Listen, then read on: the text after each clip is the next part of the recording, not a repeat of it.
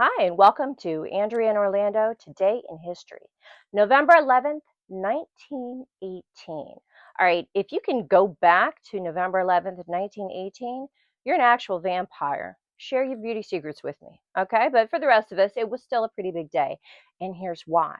Now, at the 11th hour of the 11th day of the 11th month, November 11th, in 1918, the Germans and the Allies got together, kind of a round table, said, we're going to end this war.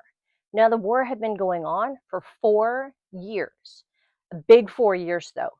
16 million. That's 1/6 million. 16 million people had died in this war to end all wars, and I really wish it had been. There was World War II that followed, of course, the Korean War, Vietnam, Desert Storm, you get it. But they did have the best of intentions that November 11th, 1918. So this is a pretty big day in history, November 11th. Also, I want to give a shout out, couple birthdays historically to, let me see, I'm going to try to pronounce it correctly.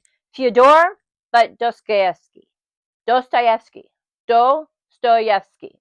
Right. Famous Russian author. He wrote Crime and Punishment, and he was born in Moscow, Russia, in 1821. Happy birthday. If you're on the other side, you can see this. I also want to say happy birthday to George S. Patton. He was a huge influence in World War II, celebrated general, absolutely helped everybody win the war. Good job. Applause. Okay, he was born in San Gabriel, California in 1885. So kind of a big deal. Now in modern pop culture, and they're still with us today, I want to say happy birthday to Stanley Tucci, Calista Flockhart, and Demi Moore. All right, Stanley Tucci, you don't know him. I'm sure that if you know him. Anything having to do with Italy, I think he's got a tour of Italy, a taste of Italy, all kinds of stuff Italy. That's all about some Stanley Tucci. He says he's Italian on both sides. Good for him. All right, we also go to Demi Moore. Now, this broad, we have loved her since St. Elmo's Fire. Ghost, anybody? Okay, with Patrick Swayze and Whoopi Goldberg. But one of her most recent and controversial films, and if you haven't seen it, do go check it out. It's called The Substance. Awesome flick.